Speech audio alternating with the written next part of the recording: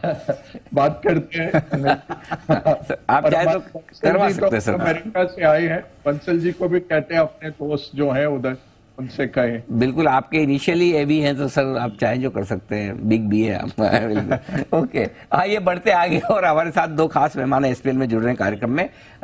विकास सेठी साहब और राजेश पालिया साहब, दोनों का किया जाए स्वागत।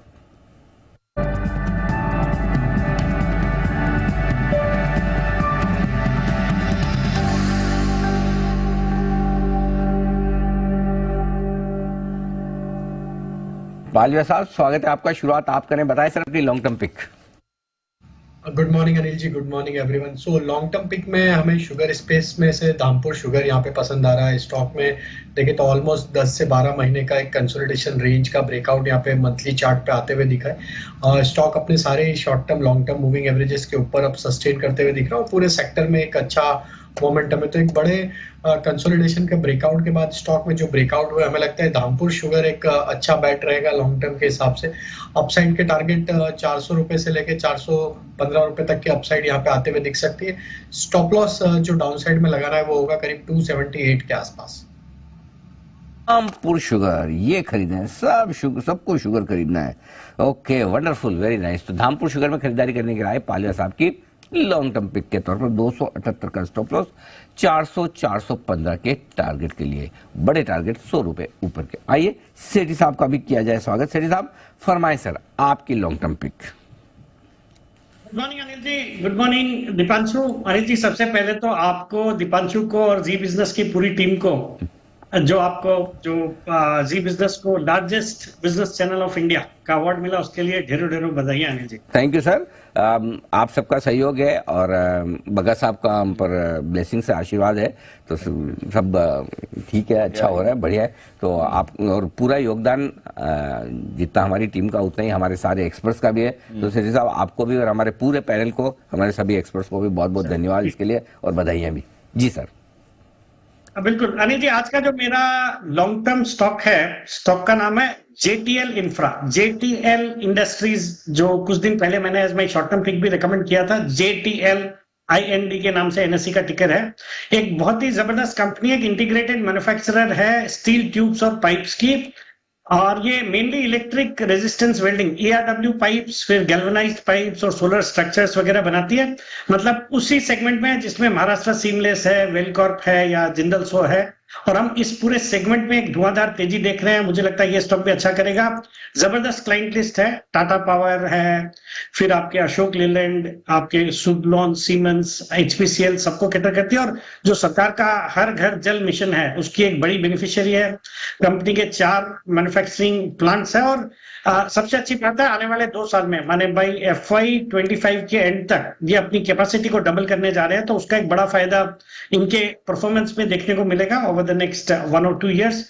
और बाकी एक इन्वेस्टर फ्रेंडली कंपनी है। हाल ही में 7 सितंबर को एक्स बोनस हुआ है, एक पे एक बोनस दिया है इस कंपनी ने। और हमने हाल ही में एक बड़े फंड को भी इसमें अक्वायर स्टेक लेते हुए देखा या परचेज करते हुए देखा। जून क्वार्टर भी बहुत ही दमदार था, 25 करोड़ का पैट रिपोर्ट किया, जो पिछले साल 11 करोड़ का पैट था जून क्वार्टर में। तो इस तरह की कंपनियां, मुझे लगता है ये स्टॉक अच्छा करेगा। अभी 224-25 के लेवल पे है, 325 का मेरा इसमें 9 से 12 महीने का टारगेट।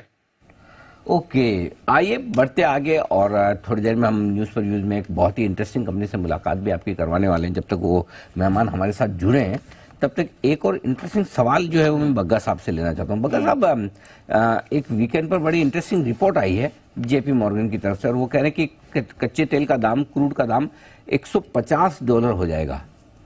तो सर बड़ी टेंशन हो रही है। $150 जितने पैसे हैं नहीं मेरे पास में। देखिए, किसी के पास नहीं है अनिल जी। ये तो वर्ल्ड इकोनॉमी पे इतनी क्षति होगी अगर ये ऐसे बढ़ता है। गोल्डमैन बोल रहा है कि $100 हो जाएगा अगले साल के फर्स्ट क्वार्टर तक। बट आप देखिए ये क्यों बढ़ा है। एक तो है कि चलो डिमांड रिकवर कर रही है, चाइना रीओपन हो गया। पहले लगभग 1 मिलियन बैरल पर डे का ज्यादा इजाफा हो गया था डिमांड में, अब कह रहे हैं कि 2 मिलियन बैरल। बट ये हो सकता है कि चाइना अपना इन्वेंट्री भी भर रहा हो सर्दियों के लिए, और रशियन जो क्रूड है उसका आप अनुमान ही लगा पा रहे हैं कि कितना वो चाइना को सप्लाई कर रहा है या भारत को सप्लाई कर रहा है। अब तेल बढ़ेगा 150, कोई कह नहीं सकता। ज्यादातर ये आउटलायर रिपोर्ट लिखते हैं, मोमेंटम के साथ जाते हैं। 3 महीने पहले तक जब तेल गिरा हुआ था, तब ये सब बोल रहे थे कि देखें कितना नीचे जाता है। अब ये जून से अभी तक 30% तेल में वृद्धि हो गई है। इसके दो कारण है, एक तो डिमांड जो बढ़ी है और दूसरा है सप्लाई की कटौती, जो सऊदी और रशिया ने सप्लाई में कटौती की। अब कितना तेल और ओपेक के पास है? ओपेक 28 मिलियन बैरल दिन का उत्पादन कर रहे हैं, उनकी कैपेसिटी है 34 मिलियन बैरल। तो 60 लाख बैरल वो दिन के, जहां दुनिया अंडर सप्लाइड है 20 लाख दिन के, ओपेक के पास 60 लाख बैरल हैं। अगर कीमतें बढ़ती हैं, सऊदी का जो ऑब्जेक्टिव है, जो बोला नहीं है बट जहां उनका बजट बैलेंस होता है और उनके पास अच्छा पैसा निकल के आता है बिना वर्ल्ड इकोनॉमी को क्षतिग्रस्त किए, वो $95 है। तो मुझे नहीं लगता 95 से ज्यादा रशिया हो सऊदी हो इसको ज्यादा बढ़ने देंगे। हाँ, शॉर्ट टर्म में 100 हो सकता है। हेज फंड्स की पोजीशनिंग टोटली अब लॉन्ग्स में आ गई है, तो बहुत हैवी स्पेकुलेशन भी है मार्केट में। यूएस का इन्वेंट्री डाउन है, बट यूएस के पास अभी भी 50% इन्वेंट्री पड़ी हुई है। तो अगर 100 की तरफ अग्रसर होगा तो यूएस वो रिलीज करेगा। वो सेंटिमेंटल जरूर इंपैक्ट आता है, चाहे डिमांड पे इंपैक्ट ना आए। तो छोटी बात ये, सऊदी के पास बहुत कैपेसिटी है बढ़ाने के लिए। अगर वो देखेंगे कि बहुत बढ़ेगा तो सारी दुनिया से उन पे प्रेशर आएगा, और ये 150 अगर आ गया तो पूरी दुनिया की इकोनॉमी बैठ जाती है। वो तो फिर बात करने की जरूरत ही नहीं है। किसी के पास इतने पैसे नहीं है कि 150 पे होगा, और ये हो जाएगा। तेल आप इतना ऊंचा रखेंगे तो रिन्यूएबल्स ज्यादा, पेबैक पीरियड उनका छोटा होता जाएगा, और वर्ल्ड का जो फोकस है वो रिन्यूएबल्स में हो जाएगा। बट वो लॉन्गर टर्म होता है। 86% अभी फॉसिल फ्यूल से ही ग्लोबल एनर्जी चल रही है। तो ऐसा नहीं है कि ओवरनाइट हम कुछ कर सकते हैं, बट यही होगा, सरकारों के फिस्कल डेफिसिट बढ़ेंगे, क्योंकि कंज्यूमर के ऊपर 150 तो आप नहीं पास कर सकते। तो पिंच ऑफ सॉल्ट के साथ लीजिए, ये सब रिपोर्टें आती रहती हैं। किसी का तुक्का लग जाता है कभी कभी, तो वो फेमस हो जाते हैं। अगली साइकिल में सबको पता लग जाता है कि ये तुक्का था।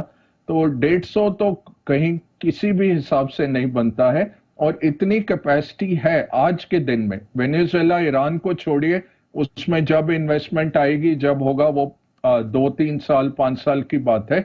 बट अभी आज के दिन में आप 60 मिलियन बैरल और उत्पादन कर सकते हैं, और तेल की कीमतें कूल हो सकती हैं। जरूर इसमें I am sure western Europe, America थोड़ा दबाव डालेंगे सऊदीज के ऊपर, अगर 100 की तरफ ये अग्रसर होती है प्राइस। बिल्कुल। तो ये है कच्चे तेल पर बड़ी रिपोर्ट्स पर बड़ी राय आपके लिए बग्गा साहब की। आइए बढ़ते हैं एक बड़ी कंपनी की तरफ।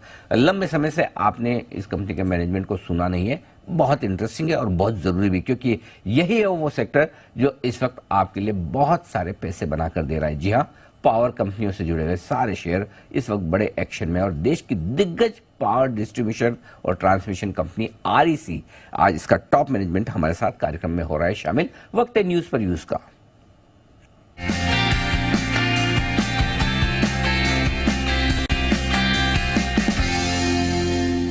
1969 ये है वो साल 1969 जब ये कंपनी महारत्न एनबीएफसी कंपनी बनी है। राज्य, केंद्र सरकार को और साथ ही निजी कंपनियों को इंफ्रास्ट्रक्चर एसेट बनाने के लिए कर्ज देती है।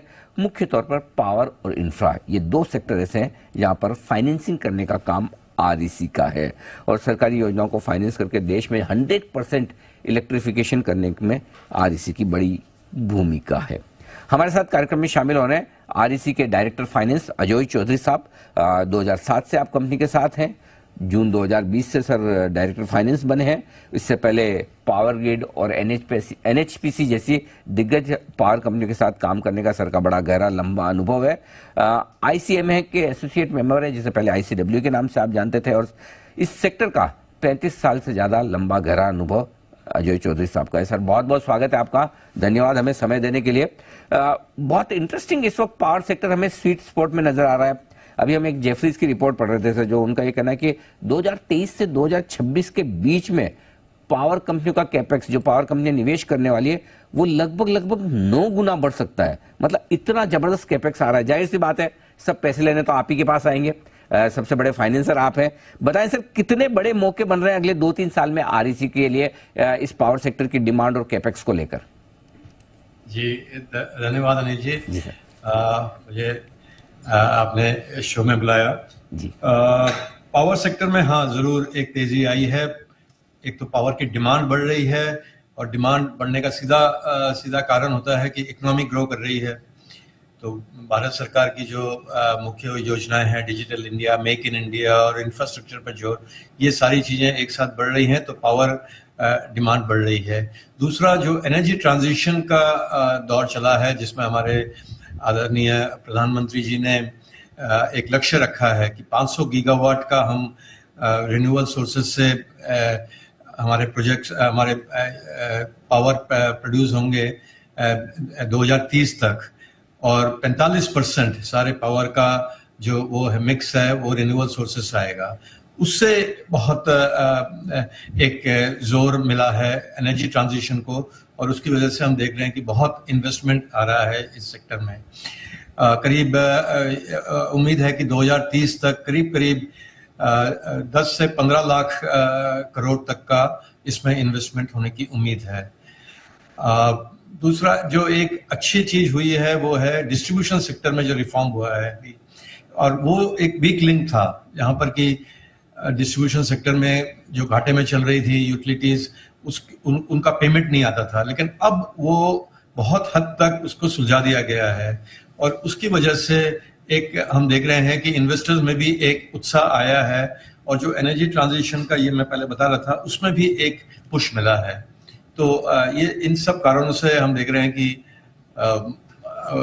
तेजी आई है, और जाहिर सी बात है कि सारी पावर सेक्टर कंपनीज इससे बेनिफिट करेंगी और हम लोग भी। जी अजय सर, आपके लिए मेरे पास में बहुत सारे सवाल है, मैं जल्दी पूछूं। पहले तो एक ये कि थर्मल कोल तो आप कर ही रहे हैं, अब नया फोकस रिन्यूएबल और ग्रीन एनर्जी पर भी है, वहां पर आपकी बुक कितनी है और आगे क्या टारगेट्स हैं? जी सो थर्मल अभी हमारा धीरे धीरे, जैसे अभी थर्मल पर जो फोकस है वो कम हो रहा है सरकार का भी। हालांकि बेस लोड थर्मल से ही आएगा, तो ऐसा नहीं है कि थर्मल बिल्कुल ही चला जाएगा, थर्मल भी रहेगा, लेकिन हाँ रिन्यूएबल के बढ़ने से थर्मल की भूमिका कम हो जाएगी। हमारा जो रिन्यूएबल का पोर्टफोलियो अभी हमारे टोटल पोर्टफोलियो में करीब 7% का है, करीब 30,000 करोड़ का हमारा बुक है, और इसको हम ले जाना चाहते हैं 2030 तक करीब 3 लाख करोड़ तक। तो बहुत बड़ा एक सफर तय करना है। हमारा टारगेट है कि 2030 तक हमारी टोटल बुक 10 लाख करोड़ की हो, और उसमें 3 लाख करोड़ जो है रिन्यूएबल सोर्सेज से आए। और जैसा कि एक चल रहा है रिन्यूएबल सेक्टर में जो एक तेजी आई है और बहुत निवेश हो रहा है, तो ये कोई बहुत मुश्किल भी नहीं है। बहुत बड़ा टारगेट रखा है सर, बधाई हो, और उम्मीद करते हैं आप अचीव भी करें, ऐसे करेंगे भी जिस स्ट्रॉन्ग फुटिंग पर आपकी कंपनी है। एक और सर, हाल ही में बड़ा डेवलपमेंट हुआ G20 में, जो एक हमारा मिडिल ईस्ट तक, यूरोप तक कॉरिडोर बन रहा है, इकोनॉमिक कॉरिडोर। जाहिर सी बात है उसमें आपकी कंपनी की भी भूमिका तो रहेगी। किस तरह के बिजनेस और कहां पर आने की उम्मीद है? हाँ देखिए, इसमें G20 में जो है बहुत ज्यादा जोर दिया गया है इकोनॉमिक कॉरिडोर और एनर्जी ट्रांजिशन पर भी। ये G20 का हर बार अगर आप पहले से भी देखें, जो पेरिस समिट हुआ था और उसके बाद इंडोनेशिया में भी हुआ था, इस एनर्जी ट्रांजिशन को, तो हमारा जो जोर आरईसी जैसी कंपनियों का जोर तो इसी पे रहेगा, जो रिन्यूएबल एनर्जी पर ही ज्यादा रहेगा इस सारे उस कार्यक्रम से। और हमने अभी रिसेंटली एक हाइड्रोजन प्रोजेक्ट को फाइनेंस किया है, ओमान में बन रही है, ये एक इंडियन कंपनी बना रही है, ओमान में ये सेटअप होगा, और यूरोपियन कंट्रीज को ये हाइड्रोजन सप्लाई करेगी एनर्जी। तो उसमें तो हम इस तरह के प्रोजेक्ट्स और भी लेना चाहेंगे, ताकि हम ग्लोबली भी हमारे एक स्टैंड पॉइंट बन जाए। सर अभी आपको एक अप्रूवल और मिली, 2 बड़े अपकमिंग सेक्टर है, अपकमिंग तो क्या कहूंगा, एक अपकमिंग है और एक बड़ा सेक्टर है। एक अपकमिंग है लॉजिस्टिक और बड़ा सेक्टर है इंफ्रा। इन दोनों में भी अब आप फाइनेंस कर सकते हैं पावर के अलावा। तो यहाँ किस तरह का आप आगे स्कोप देख रहे हैं, क्या कुछ हो सकता है, कितना कंट्रीब्यूशन, कितना डिसबर्समेंट हो सकता है? इसमें जो है इंफ्रा और लॉजिस्टिक्स में बहुत स्कोप है। हमने भी देखा कि हमें जब से हमने ये इसको इस तरफ बढ़े हैं तो बहुत सारे प्रोजेक्ट्स हमारे पास आए हैं, लेकिन चूंकि अभी हम इसमें पूरी तरह से मतलब उसकी निटी-ग्रिटी को नहीं जान पाए हैं, तो हम लोग अभी सेफ प्रोजेक्ट्स में ही जा रहे हैं, लेकिन स्कोप बहुत बड़ा है। तो हम चाहते हैं कि इसमें भी हम करीब-करीब 30% का हमारा पोर्टफोलियो बने। जो हमने अभी इंटरनली डिस्कस किया है मिनिस्ट्री से भी, तो करीब 30% का पोर्टफोलियो अभी जैसे हमारा 4.5 लाख करोड़ का है, तो अभी हम 1.5 लाख करोड़ तक तो जा ही सकते हैं, और उसके बाद जैसे जैसे हमारा बुक बढ़ेगा वैसे वैसे ये बढ़ेगा। तो इसमें हमारे पास रोड्स का आ रहा है, एयरपोर्ट बहुत आ रहे हैं, मेट्रो के हमने बहुत बड़ा प्रोजेक्ट लिया है, मुंबई मेट्रो का जी। तो इसमें काफी संभावनाएं बन रही तो हैं। सर मुझे ये बताएं, जस्ट फॉर माय अंडरस्टैंडिंग, कि मतलब आपको वो लिमिट है क्या, वो जो 67% तो आपका पोर्टफोलियो मिनिमम पावर का ही होना चाहिए, लिमिट है, या ये लिमिट बदल सकती है या बदलने वाली है? हाँ, मतलब हमारा जो आर्टिकल्स में तो कोई ऐसा लिमिट नहीं है, लेकिन इंटरनली जो हमने मिनिस्ट्री से बात किया है उसमें एक हमने अभी फिलहाल एक लिमिट तय किया है कि 1/3 जो है हम लोग इंफ्रा तक जाएंगे, और बाकी हमारा फोकस तो पावर में तो है ही है। 1/3 इंफ्रा, मतलब पावर 2/3, 1/3 बाकी सारे बिजनेस, करेक्ट सर? जी जी। ओके। पर अच्छा, एक और चीज बताएं सर, अब आपसे जो मैं बात करके समझ रहा हूं कि REC खाली पावर सेक्टर को फाइनेंस करने वाली कंपनी नहीं रहेगी, दूसरी तरफ भी बड़ा रोल निभाएगी, चाहे वो इंफ्रा में हो, लॉजिस्टिक्स में हो। जो मुझे समझ में आया, शायद आप स्मार्ट मीटर्स और इलेक्ट्रिक व्हीकल्स में भी आप वहां भी फाइनेंसिंग करने की सोच रहे हैं सर? जी जी जी। स्मार्ट मीटर तो पावर सेक्टर का ही पार्ट है। हाँ, राइट। ये जी। RDSS एक्चुअली जो स्कीम चलाई है उन्होंने गवर्नमेंट ऑफ इंडिया ने, उसमें एक महत्वपूर्ण भूमिका है स्मार्ट मीटर्स की, ताकि ये जो कलेक्शन वगैरह का जो इशू है, ये प्रीपेड स्मार्ट मीटर होंगे, तो इसमें भी हम लोगों की भूमिका है। तो इसमें जो बिल्डर्स आ रहे हैं बहुत सारे, जो ये लोग बनाएंगे पूरा का पूरा इसमें स्मार्ट मीटर्स डेवलप करेंगे और उसका पूरा एक सेंट्रल सॉफ्टवेयर अरेंजमेंट करेंगे, तो ऐसे लोग हमारे पास काफी आ रहे हैं जो फाइनेंसिंग के लिए, तो उसमें भी हमारी भूमिका रहेगी। और नोडल एजेंसी तो हम और PFC हैं ही हैं, तो हमारे पास डिफेंस का नाम नहीं सुना आपसे। डिफेंस में वहां भी फाइनेंसिंग का स्कोप है या वहां अभी थोड़ा वक्त है? वहाँ अभी थोड़ा वक्त है, अभी डिफेंस में हमारा फिलहाल कोई एक्सपोजर नहीं है, उसमें थोड़ा वक्त लगेगा। डेवलपमेंट पिछले हफ्ते ही हुआ है, JP मॉर्गन के ग्लोबल बॉन्ड इंडेक्स में इंडिया को शामिल किया गया, भारत को शामिल किया गया है।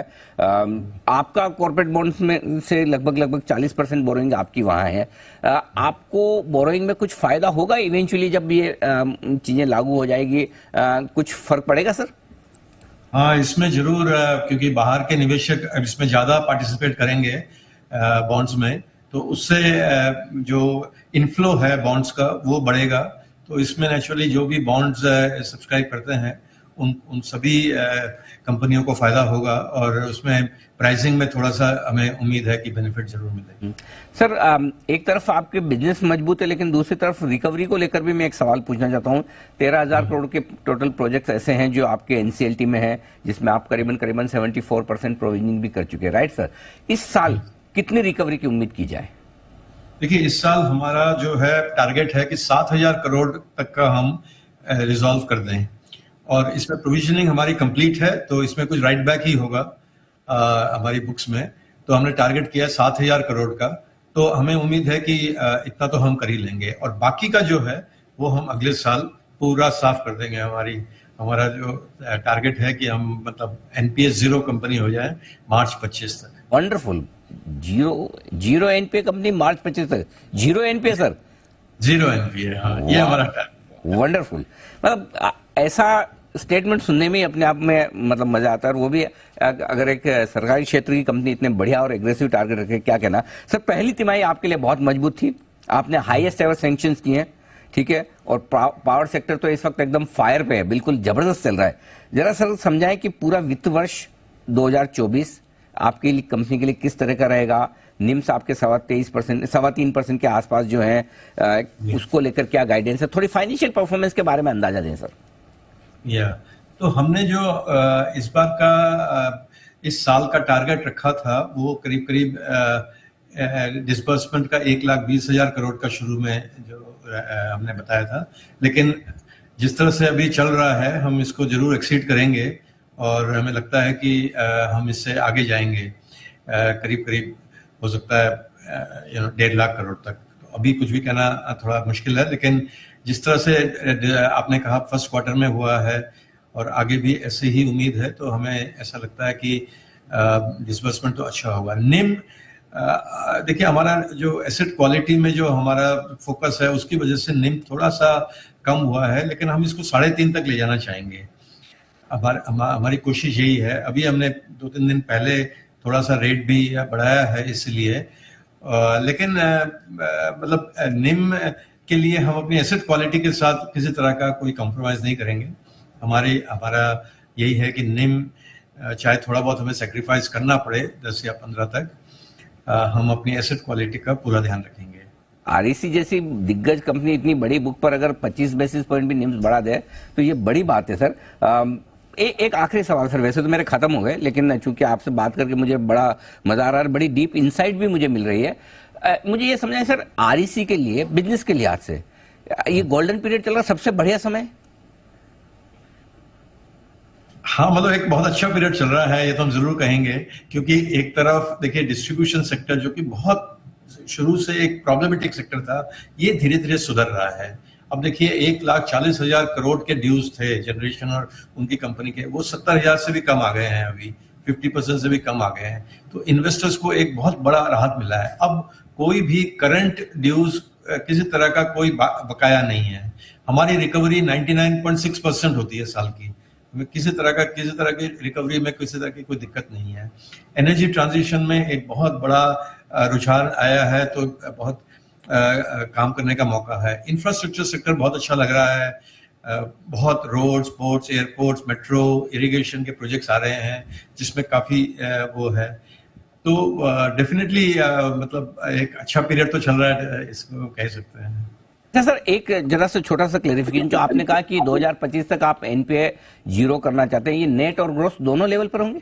दोनों लेवल, दोनों। वंडरफुल, बहुत बढ़िया सर, बहुत बहुत धन्यवाद अजय चौधरी साहब। सर आपने समय दिया और बहुत विस्तार से और पूरा गाइडेंस दिया, और आई एम श्योर कि जो आरईसी का इन्वेस्टर हैं वो आज आपकी कमेंट्री और आपका गाइडेंस सुनकर बहुत खुश होंगे। Thank you so much sir, समय देने के लिए धन्यवाद आपका। बहुत ही स्ट्रॉन्ग और मजबूत गाइडेंस आता हुआ आरईसी की तरफ से। नो वंडर के पावर स्टॉक्स और पावर से जुड़े हुए सारे स्टॉक्स इतना अच्छा परफॉर्म करें, क्योंकि वो बिजनेस में और आगे के आउटलुक में साफ नजर आ रहा है। तो बहुत ही मजबूत गाइडेंस आरईसी को लेकर आता हुआ। ग्रीन एनर्जी वाला पार्ट जो सर कह रहे हैं बहुत बढ़िया, और मतलब जो प्रोस्पेक्ट्स खुल रहे हैं और सिर्फ पावर से हटकर दूसरी जगह जो फाइनेंसिंग के स्कोप आरईसी के लिए बन रहे हैं वो कमाल के हैं। छोटे से ब्रेक का वक्त है, जल्द लौटेंगे।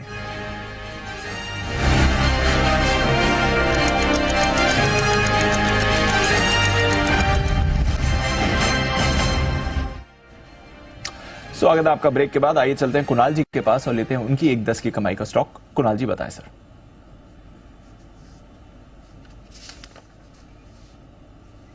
सर ऑडियो म्यूट है आपका कुणाल जी।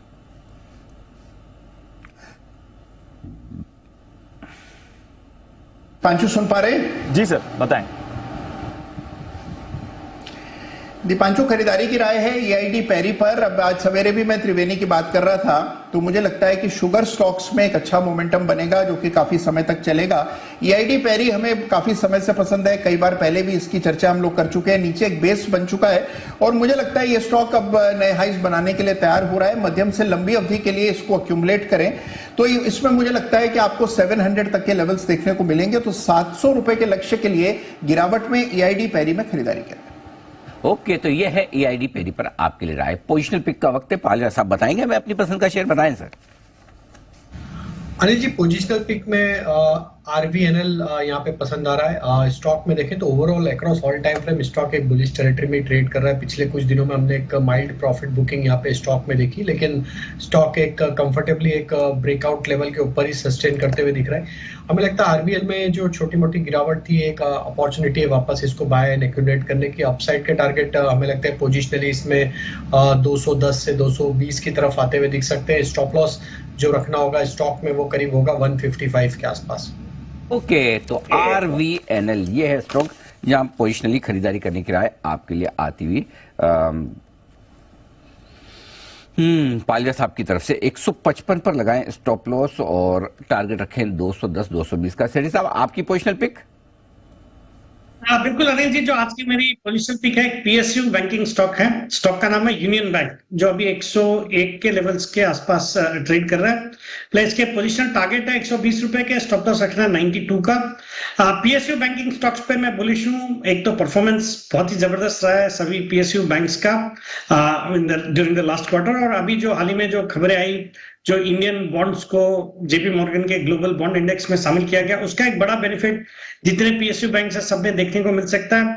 बाकी इस तिमाही के जो नतीजे थे, हर फ्रंट पे इंप्रूवमेंट देखने को मिला। कासा रेशियो में इंप्रूवमेंट था, फिर नेट एनपीएस में अच्छी खासी रिडक्शन हुआ है। और हम देख रहे हैं स्ट्रॉन्ग एक क्रेडिट ग्रोथ आ रही है, सभी बैंकों के परफॉर्मेंस में देखने को मिला उसका असर।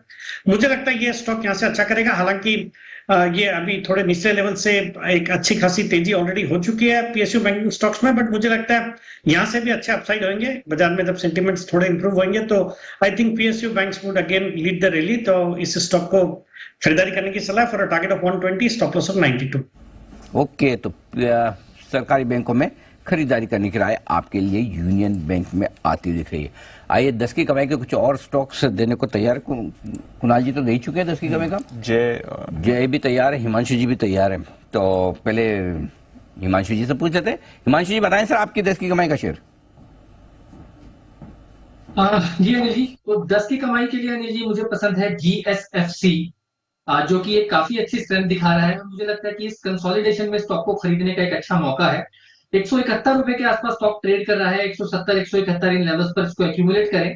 165 रुपए का स्टॉप लॉस लगाकर चलने की सलाह है। और मुझे लगता है आने वाले 2 से 3 महीनों में ये नया ऑल टाइम हाई बनाता हुआ नजर आएगा। और कंजर्वेटिवली मुझे लगता है 200 रुपए तक के टारगेट्स GSFC में आते हुए नजर आ सकते हैं। 200 रुपए तक के टारगेट GSFC में आने की तैयारी और यहां पर खरीदारी करने की राय आपके लिए हिमांशु जी की तरफ से आती हुई दिख रही है। इस वक्त आप जय से भी पूछ लेते हैं, उनकी पसंद का शेयर 10 की कमाई का। जय बताइए। बिल्कुल अनिल जी 10 की कमाई में आज जो मुझे पसंद है वो है Aptus value housing finance limited. Anil ji ये 280 के आसपास ट्रेड कर रहा है। यहाँ पे स्टॉप लॉस रखना होगा 258 का। सो 22 पॉइंट्स का एक डाउनसाइड रिस्क है यहाँ पे। अपसाइड पोटेंशियल टारगेट जो है इसके 320 के। सो क्लियरली ऑलमोस्ट 1:2 का रिस्क रिवॉर्ड यहाँ पे निकल कर आ रहा है। अनिल जी ये स्टॉक इसीलिए चुना है बिकॉज ये स्टॉक में अगर आप देखें तो काफ़ी समय से एक साइडवेज कंसोलिडेशन हुआ है। तो लोअर लेवल्स पर एक काफ़ी अक्यूमुलेशन हुआ है ऐसा मुझे लग रहा है। एंड अब एक कंसोलिडेशन में से ब्रेकआउट, यानी कि एक सिमेट्रिकल ट्रायंगल पैटर्न में से ब्रेकआउट आते हुए नजर आ रहा है।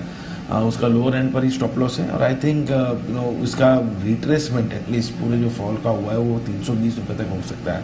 320 के पार जाता है नीचे तो फ्रेश एक अप ट्रेंड में ये स्टॉक आ सकता है। पर नियर टर्म में तो रिस्क रिवॉर्ड बाई साइड पर अच्छा निकल कर आ रहा है। ओके, एप्टस वैल्यू ये है वो स्टॉक जहां पर 258 के स्टॉप लॉस से खरीदना है 320 के टारगेट के लिए। जय की राय आपके लिए खरीदारी की आती हुई दिख रही है। बहुत ही बढ़िया। चलिए आइए बढ़ते आगे। और अब वक्त है एक और हमारे खास सेगमेंट का, न्यूज पर व्यूज। और आज मुलाकात करने जा रहे हैं हम उस कंपनी से जिसका IPO खुला है आज ही, और उसी से करेंगे हम बातचीत मुलाकात। JSW infrastructure limited.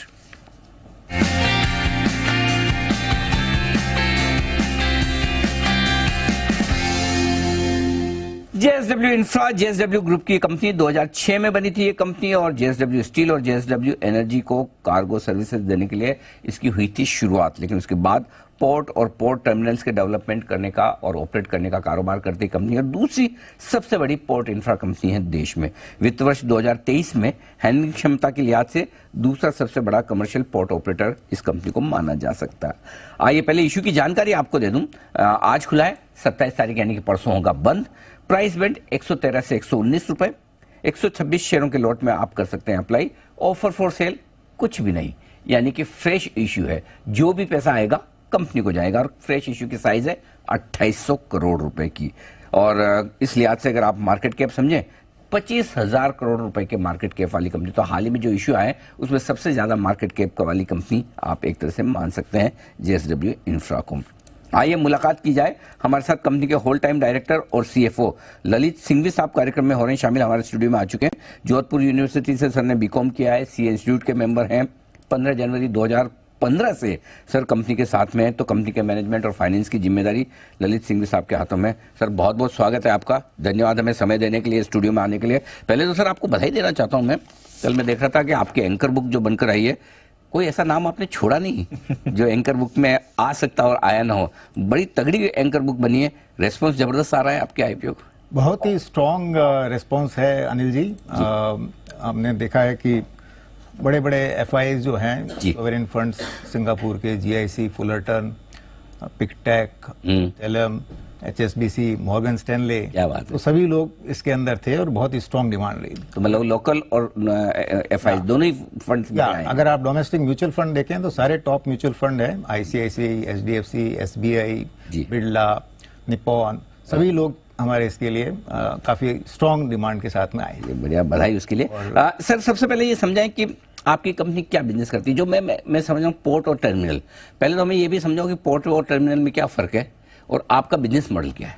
आपको एकदम सिंपल वे में मैं समझाऊंगा कि पोर्ट जो है वो एक कमर्शियल पोर्ट्स है जी, जिसके अंदर प्राइसिंग वगैरह की हमारे को फ्रीडम होती है, कमोडिटी की फ्रीडम होती है, वो प्राइवेट होते हैं। प्राइवेट है। उसमें क्या होता है कि आपको वाटर फ्रंट दिया जाता है, आपको पूरा उसमें डेवलप करना है। अच्छा। जैसे कि हमारा जयगढ़ पोर्ट है रत्नागिरी के पास, दूसरा धर्मतर पोर्ट है जो अलीबाग के पास, वो प्राइवेट कमर्शियल पोर्ट्स हैं। वहाँ पूरी फ्रीडम है और उसमें कोई रेवेन्यू शेयरिंग की बात नहीं होती है। तो उसके अंदर इन्वेस्टमेंट भी बड़ा है, एबिटा मार्जिन भी बड़ा है। अब दूसरा आता है टर्मिनल्स। टर्मिनल्स दिए जाते हैं अपने मेजर पोर्ट्स पे, जो गवर्नमेंट के 12 मेजर पोर्ट हैं। उन मेजर पोर्ट्स पे वो लोग प्राइवेट प्लेयर्स को बुलाते हैं जी, कि कुछ या तो बोलते हैं कि बर्थ अपनी बनाइए और उसमें टर्मिनल पे इन्वेस्ट कीजिए। पूरा इंफ्रास्ट्रक्चर गवर्नमेंट का बनाया हुआ होता है, तो उसके अंदर आपको केवल टर्मिनल पे इन्वेस्ट करना है। कई बार ऐसे होते हैं जो गवर्नमेंट ऑलरेडी 25-30 सालों से चला रही है, वो फिर बोलती है कि उनके इक्विपमेंट्स वगैरह पुराने हो गए, तो आप मॉडर्नाइज कीजिए, इन्वेस्ट कीजिए, मैकेनाइज कीजिए, एफिशिएंटली उसको चलाइए। तो उसको बिडिंग प्रोसेस पे बुलाया जाता है प्राइवेट प्लेयर्स को। तो प्राइवेट प्लेयर्स फिर अपनी रेवेन्यू शेयरिंग के बेसिस पे बिड करते हैं। ठीक बात। जो हाईएस्ट रेवेन्यू शेयरिंग देगा उसको वो मिल जाएगा। तो आपको इन्वेस्टमेंट करना है, सरकार के साथ रेवेन्यू शेयर करना। तो आपके पास 2 पोर्ट है और टर्मिनल कितने? 7 टर्मिनल्स हैं। हमारे हिंदुस्तान में सबसे ज्यादा हमारे पास टर्मिनल्स हैं। और ये हमारा बहुत बड़ा बिजनेस मॉडल है कि हम लोग 50% अराउंड रहेंगे पोर्ट्स में, प्राइवेट पोर्ट्स में, 50% टर्मिनल्स में। ठीक बात है। अच्छा सर, अब बताएं 2800 करोड़ आ रहा है इश्यू से जी, इस्तेमाल कहाँ होगा? कुछ एक्सपेंशन करने वाले? हाँ, उसमें से ऐसा है कि 1200 करोड़ रुपया हमने कैपेक्स प्लान किया हुआ है। ठीक है। जिसके अंदर हम एलपीजी टर्मिनल डाल रहे हैं जयगढ़ पोर्ट में, तो करीब 850 से 900 करोड़ रुपया उसमें जाएगा। फिर हम लोग हमारी जो कंटेनर टर्मिनल है न्यू मैंगलोर में, उसका पहला साल में हमारे को बहुत अच्छा रेस्पॉन्स मिला है, तो उसकी हम कैपेसिटी एक्सपैंड कर रहे हैं। उसकी कैपेसिटी 240,000 टीयू से अब हम लोग उसको 360,000 टीयू में ले जाएंगे। 50% बढ़ जाएगी। हाँ, वो 50% बढ़ जाएगी और एक छोटा इन्वेस्टमेंट 150 करोड़ के इन्वेस्टमेंट में ये काम हो जाएगा। अच्छा, बाकी हम कुछ ड्रेजर वगैरह खरीद रहे हैं, तो टोटल मिला के 1200 का कैपेक्स है। 880 करोड़ रुपया में डेट रिपेमेंट कर रहे हैं और बाकी जनरल कॉर्पोरेट पर्पस है। जी सर, वैसे तो आपके आईपीओ में प्रमोटर्स कोई इक्विटी नहीं बेच रहे हैं, ऑफर फॉर सेल नहीं, सारा पैसा कंपनी में जा रहा है, लेकिन उसके बाद भी 85% आपकी होल्डिंग रहेगी प्रमोटर्स की। जी। तो 10%, 10.5% तो और कम करनी है आपको। तो सेबी अपने को 3 साल का टाइम देता है जी। तो अभी हमारे को पैसे की एक्चुअली उतनी दरकार नहीं थी, तो हम लोगों ने इतना ही इशू लेके आए। ठीक बात। तो हम अगले 3 सालों में, समय है। क्योंकि ग्रोथ हमारी काफी है, तो हम लोग उसमें लेके आ जाएंगे। ग्रोथ पे एक सवाल पूछना चाहता हूँ। पिछले 3 सालों में मैं देख रहा हूँ आपका चाहे रेवेन्यू हो, प्रॉफिट हो, एबिटा हो, तीनों डबल हुए हैं। तो एकदम 3 साल में इस खास ग्रोथ के पीछे वजह क्या? दूसरा जनरली अब जब आईपीओ आता है तो हमें लगता है पिछले 2-3 साल में तो बढ़िया ग्रोथ रही है, लेकिन जब हायर बेस हो जाएगा, ठीक है ना, तो क्या कंपनी वैसी ग्रोथ मेंटेन रख सकती है? मैं फॉरवर्ड लुकिंग स्टेटमेंट नहीं ले रहा हूँ, लेकिन एक गाइडेंस के लिहाज से समझना चाहता हूँ। तो मैं एक आपको समझाता हूँ कि 2004 से हमने एक्चुअली हमारा गोवा टर्मिनल फर्स्ट आया था, वहां से काम चालू किया इस पोर्ट का। तो आप बिगिनिंग से अगर हमारी सीएजीआर ग्रोथ देखें तो 22 से 23% CAGR growth right from beginning 23 रही है। तो ऐसा नहीं है कि हम पिछले 3-4 सालों में किए हैं। 3-4 सालों में हमने 40% प्लस ग्रोथ किया है कि हम लोग काफी कैपेक्स फेज में थे। वो कंप्लीट हो गए टर्मिनल्स ड्यूरिंग दिस पीरियड। तो जब ये कंप्लीट हो जाता है तो उसके बाद में ग्रोथ थोड़ी सी स्ट्रांग होती है, क्योंकि कैपेक्स फेज कंप्लीट हुआ था इस पीरियड में। तो हमारी कैपेसिटी भी काफी बढ़ गई। अब हम 158 मिलियन टन की कैपेसिटी पे काम कर रहे हैं और उसमें से हम करीब 57% यूटिलाइजेशन कर रहे हैं, 93 मिलियन पे पहुंच गए। तो ये सब मिला के जैसे 22 से 23 में हमने 50% कार्गो ग्रोथ करी। 62 मिलियन का नंबर था हमारा FY22 का, FY23 में हमने 93 मिलियन टन किया। तो ग्रोथ हमारी स्ट्रांग रही है और हम चाहते हैं कि ग्रोथ स्ट्रांग बनी रहे। ठीक बात है। ललित जी, एक और चीज जो मैं जानना चाहता हूँ, कर्ज कितना है इस वक्त कंपनी पर, और क्या आईपीओ से जो पैसा आपको मिल रहा है उसमें कुछ कर्ज कम करेंगे, कितनी बचत होगी फाइनेंस कॉस्ट की? जी, तो हमारा नेट डेट अगर आप देखें FY23 का, वो 2215 करोड़ है। और अभी हम जो है इस आईपीओ प्रोसीड से 880 करोड़ का हम एक लोन प्रीपेमेंट कर रहे हैं। ओके। तो उसके बाद में और हमारे पास में 700 करोड़ का जनरल कॉर्पोरेट पर्पस आएगा, और एवरी ईयर हमारा एक फ्री कैश फ्लो भी काफी स्ट्रांग है। तो अभी तक का भी फ्री कैश फ्लो इस साल का लेके हम देखें तो हम करीब करीब नेट डेट फ्री है पोस्ट आईपीओ। और जो 1200 करोड़ कैपेक्स का है वो भी अगले 2 साल में खर्च होगा जी। तो ये साल में तो हमारे पास में एक्चुअली सरप्लस रहेगा, और हम काफी ग्रोथ अपॉर्चुनिटीज देख रहे हैं, तो वहां पे उसको यूटिलाइज करेंगे। जी, एक डेटा मैंने देखा, आपकी कंपनी का आधे से ज्यादा 52% रेवेन्यू आपकी ग्रुप कंपनियों से आता है। जेएसडब्ल्यू ग्रुप कंपनियों से आपका बिजनेस से ज्यादा मैक्सिमम 50% है जी। तो इन्वेस्टर ये जानना चाहते हैं कि भाई अगर आपकी ग्रुप कंपनियों के लिए आपने पोर्ट बनाए हैं, टर्मिनल लिए हैं, तो फिर वहां तो प्राइसिंग पावर आएगा नहीं, जरूर से ज्यादा तो आप उनसे प्रॉफिट लोगे नहीं, लिमिटेड ही लोगे। तो ये कैसे होगा फिर, प्रॉफिट की ग्रोथ कैसे बनेगी? ये तो लिमिटेड ही रहने वाला है सर। तो मैं आपको बताऊं कि अगर आप FY19 में देखें जी। तो हमारा थर्ड पार्टी कार्गो सिर्फ 6% था। ओके। ठीक है, और वो बेस था 35 मिलियन टोटल कार्गो था। FY23 देखें तो आप देखेंगे कि हम 33% थर्ड पार्टी कार्गो में आ गए on a base of 93 million ton cargo. तो there is a substantial jump of third party cargo. हमारी इतनी जो ये हुई है, तो बेसिकली लास्ट 4-5 सालों में हमारा सारा इन्वेस्टमेंट थर्ड पार्टी कार्गो को बढ़ाने में हुआ है। अच्छा। हम लोग ये देख रहे हैं कि दोनों बैलेंस रहे। हमारे ग्रुप की स्ट्रेंथ तो बहुत बड़ी स्ट्रेंथ है हमारी, कि वो भी बहुत ही ज्यादा तेजी से बढ़ रहा है, स्टेबिलिटी देता है। यस यस, वो स्टेबिलिटी, वो हमारा बेस है। तो उस बेस तो स्ट्रांग है ही, वो कार्गो थोड़ा तो मिल ही प्राइसिंग रहा है। वहां कम देते होंगे थोड़ा? नहीं सर, ऐसा है, मैं आपको समझाऊं कि जो टर्मिनल्स होते हैं, जैसे हम 2 पोर्ट हैं प्राइवेट, 7 टर्मिनल्स हैं। 7 टर्मिनल जो होते हैं वो होते हैं कॉमन यूजर टर्मिनल। ओके। वहां पे गवर्नमेंट की रेट डिसाइडेड होती है। अच्छा। वो जेएसडब्ल्यू कस्टमर हो या बाहर का कस्टमर हो, ओके। आप रेट चेंज कर ही नहीं सकते, अच्छा अच्छा, वो तो क्योंकि आपको रेवेन्यू शेयरिंग करनी है। गवर्नमेंट ने रेट डिसाइड करी कि बिडिंग भी उसी बेसिस पे होती है कि आपको ये रेवेन्यू मिलेगा जो इन्फ्लेशन। तो ये आपके लिए बेनिफिट में हो गया कि कम से कम आपका 50% रेवेन्यू तो सिक्योर्ड है। वो secured है। ये तो प्रेफरेंस जेएसडब्ल्यू ग्रुप की हमेशा रहेगी, आप ही को। Absolutely absolutely. ठीक बात है, इंटरेस्टिंग। अच्छा, कैपेक्स प्लान को लेकर बताएं सर कि अब आगे चलते हुए आपकी बिजनेस और कैसे बढ़ेगा, उसके क्या प्लान है? हाँ, तो इसमें हमारी एक 4 prong स्ट्रेटेजी है, मैं आपको समझाऊं। पहली उसमें से है कि ब्राउन फील्ड एक्सपेंशन, जहां पे भी हमारे ऑलरेडी एसेट्स हैं, चाहे वो जयगढ़ पोर्ट है या धर्मतर है और कहीं पे भी है, वहां पे हम लो कॉस्ट एक्सपेंशन और कर सकते हैं। जैसे कि हम एलपीजी टर्मिनल जयगढ़ में बिठा रहे हैं, जैसे जैसे हमारे को कार्गो विजिबिलिटी दिखेगी, बिकॉज वो ग्रीनफील्ड पोर्ट है, एक स्मॉल इन्वेस्टमेंट से फर्दर बर्थ वगैरह बढ़ाई जा सकती है, तो वैसे हम बढ़ाते रहेंगे। तो वो एक नेचुरल ग्रोथ आएगी जिसके अंदर कम कैपेक्स में भी आप अपना ग्रोथ कर सकते हैं। सेकंड है कि जो bidding of the government terminals, जी, जैसा कि हम बताया कि हमारे पास में सबसे ज्यादा कंसेशंस हैं गवर्नमेंट के। तो यहाँ पे गवर्नमेंट अभी मल्टी मॉडल पॉलिसी में आ गई, लैंडलॉर्ड पॉलिसी में आ गई। लैंडलॉर्ड पॉलिसी जो बोलती है कि उसके अंदर गवर्नमेंट बोल रही है कि हम लोग 30-40 साल से ये पोर्ट चला रहे हैं, अभी आप लोग आइए, इसको मॉडर्नाइज कीजिए, मैकेनाइज कीजिए एंड एफिशिएंटली उसको रन कीजिए, हम लोग सिर्फ आपसे रेंट चार्ज करेंगे। तो उसके अंदर हम देख रहे हैं कि बहुत बड़ा स्कोप है। आज अगर आप पूरे इंडिया की कैपेसिटी देखें तो करीब 2600 मिलियन टन की कैपेसिटी है, उसमें से 1600 मिलियन टन गवर्नमेंट के पोर्ट्स हैं। उस 1600 मिलियन टन में अगर गवर्नमेंट आधा पोर्ट भी अगर 5-7 सालों में प्राइवेटाइज करने के लिए देती है, तो इसमें बहुत बड़ा स्कोप प्राइवेट सेक्टर के लिए है। पोर्ट प्लेयर्स जो हैं वो बहुत लिमिटेड हैं। अगर देखें तो पैन इंडिया केवल 2 प्लेयर हैं, बाकी सब रीजनल प्लेयर हैं। सर, तो मैं समझ गया, जैसे एक तो आप कैपेसिटी बढ़ाएंगे जितने भी आपके टर्मिनल्स और पोर्ट्स हैं वो तो ठीक है। दूसरा तरीका ग्रोथ का ये कि आप नए पोर्ट खरीदें या नए टर्मिनल्स, तो उधर भी कंपनी का इरादा है कि जो है उन्हीं में अपने काम करना है। हम आपको बताया कि जैसे हम 22% CAGR ग्रोथ लास्ट 20 सालों में की है जी, तो वो ग्रोथ मोमेंटम तो हमारा चालू ही रहेगा। तो उसके लिए जो ये प्राइवेटाइजेशन का बहुत बड़ी अपॉर्चुनिटी आ रही है, हमारी बैलेंस शीट बहुत स्ट्रांग है, हमारे फाइनेंशियल रेशियोज इतने स्ट्रांग है कि हम सबसे अच्छी पोजीशन पे रहेंगे, उनमें अग्रेसिवली बिड करके कारोबार को आगे बढ़ाने का। वंडरफुल, बहुत बढ़िया। तीसरा हमारा जो है वो है एग्जिस्टिंग पोर्ट को एक्विजिशन करने का। अभी वहां बहुत बड़ी अपॉर्चुनिटी रही नहीं, बड़े पोर्ट्स का कंसोलिडेशन काफी कुछ हो चुका है, पर छोटी अपॉर्चुनिटी, छोटे पोर्ट्स अभी भी अवेलेबल हैं, जो लोग पूरा कर नहीं पाए या कुछ भी ऐसे हैं, तो वहां हम लोग बातचीत कर रहे हैं कि वहां कौन सी अपॉर्चुनिटी है। चौथा है ग्रीन फील्ड पोर्ट बनाने का। जैसे कि हमारा बिजनेस मॉडल बोलता है कि 50% टर्मिनल पे रहेंगे और 50% ग्रीन फील्ड पोर्ट पे रहेंगे, जहाँ की EBITDA मार्जिन काफी हाई होते हैं, बट उसका गेस्टेशन पीरियड भी लंबा होता है जी। तो जैसे 3-4 साल बनाने में लगते हैं, 3-4 साल वो उसको रैंप अप करने में रखते हैं कि कैपेसिटी उतनी बढ़े कि इंटरेस्ट के रीपेमेंट और ये सब चीजें हो सके।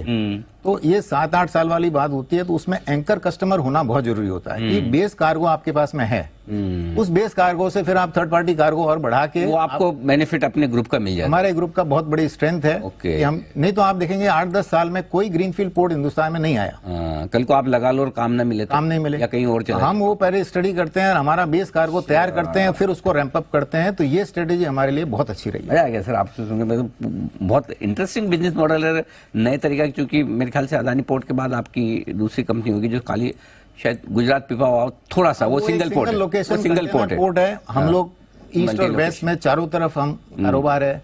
हम 2 पोर्ट O&M UAE में भी चलाते हैं। हमारे बल्क कार्गो में बहुत बड़ी एक्सपर्टीज है। सर वैसे तो आपको मेरी शुभकामनाएं की जरूरत नहीं है, क्योंकि आपके इशू को एंकर का रेस्पॉन्स तगड़ा मिला है, आज से खुला है, रेस्पॉन्स भी जबरदस्त आ रहा है। फिर भी बहुत बहुत बधाई और शुभकामनाएं आपको, और धन्यवाद सर आपने। थैंक यू सर, हमारे को जी स्टूडियो में बुलाने के लिए आपको बहुत बहुत धन्यवाद। तो JSW इंफ्रा आज से IPO खुला है। आज दोपहर में के शो में हम इस पर पूरी चर्चा करेंगे, बताएंगे आपको कि इस IPO में पैसे लगाएं या नहीं, पूरा डिटेल में होगा विश्लेषण। चलिए बढ़ते आगे, और वक्त है शॉर्ट टर्म पिक्स का। पालिया साहब बताएंगे हमें अपनी शॉर्ट टर्म पिक।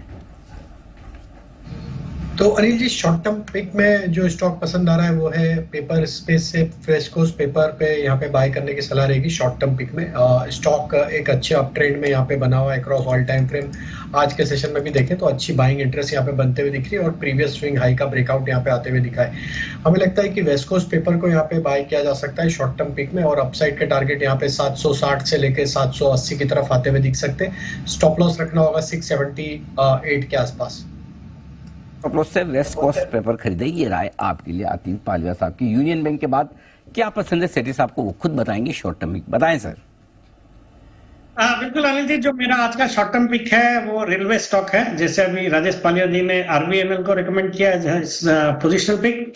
मेरा जो शॉर्ट टर्म स्टॉक है वो है रेलटेल कॉर्पोरेशन, जो अभी 224-225 के लेवल पे ट्रेड कर रहा है।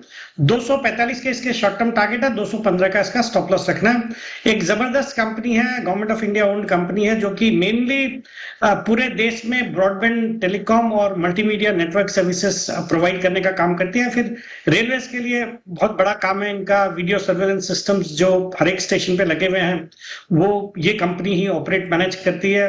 फिर जो रेलवे का सेफ्टी सिस्टम है, जो कवच की हम बातें करते हैं, जिसमें 2-3 कंपनी है, उसमें ये भी एक बहुत ही बड़ी लीडिंग कंपनी है। और जो सरकार ने हाल ही में अनाउंसमेंट करा, आने वाले 6 साल में 1 लाख करोड़ का निवेश करेंगे इस सेक्टर में, सिग्नलिंग सिस्टम को दुरुस्त करने का और कवच को इंप्लीमेंट करने का, तो उसका एक बड़ा बेनिफिशियरी ये स्टॉक हो सकता है। इसको मैनेजमेंट एक्सपेक्ट कर रहा है over the next 5 to 6 years 20,000 crore तक के ऑर्डर्स मिल सकते हैं रेलवे से इसी सेगमेंट के लिए। और आज ये छोटी साइज की कंपनियां 2,000 करोड़ के इसके रेवेन्यूज थे, तो इस तरह की बड़ी अपॉर्चुनिटी है। फिर इनके पास एक पूरे भारतवर्ष में एक high capacity optical fibre cable network है, जो कि जितने इंपॉर्टेंट टाउन्स और सिटीज है भारत के उनको सबको कवर करता है। मतलब it covers 70% of India population. Fundamentals बहुत मजबूत है, 5,800 करोड़ की ऑर्डर बुक है, एक जीरो डेट कंपनी है। मुझे लगता है ये स्टॉक भी अपने हाइट से करेक्ट होया हुआ है। इन लेवल्स पे खरीदारी करने की सलाह। For short term target of 245, stop loss of 215। Okay, 245 और 215 ये टारगेट के लिए रेल टेल, ये है दोनों स्टॉक जहां ये है शॉर्ट टर्म पिक जहां पर खरीदारी करने की राय सेठी साहब की आती हुई आपकी तरफ से। आइए बढ़ते हैं आगे, और अब विदा लेने का वक्त है। बग्गा साहब का विशेष धन्यवाद। ग्लोबल मार्केट सर, आज तो वैसे आपसे और भी बात करनी थी, हमारी रह गई एक्चुअली। चाइना में जो प्रॉपर्टी मार्केट का बबल बन रहा था, मैं सोचा आपसे बात करूंगा, लेकिन रहेगी अगली मुलाकात में थोड़ा और उस पर भी डिस्कशन करेंगे। कुणाल जी का विशेष शुक्रिया, जय ठक्कर और सुमित जी, हिमांशु जी, मेहुल कोठारी साहब का धन्यवाद। SPL के दोनों खास मेहमानों का, सिटी साहब, पालिया साहब का भी बहुत आभार। बाजार ढीले हैं, 40 पॉइंट नीचे है निफ्टी पर, हम दिन के निचले स्तरों के आसपास ही है। बैंक निफ्टी भी बड़ी मुश्किल से 44,500 के लेवल को बचाने की कोशिश करा, लेकिन है थोड़ा सा नीचे। तो दबाव तो है दिग्गजों में, लेकिन ऐसा पैनिक वाला माहौल अभी तक तो नहीं दिख रहा है। चलिए, मुझे और दीप को इजाजत दीजिए। देश के प्रति सम्मान के साथ करेंगे हम शो का समापन। आइए अपनी जगह पर आप सब पड़ जाएं। जय हिंद।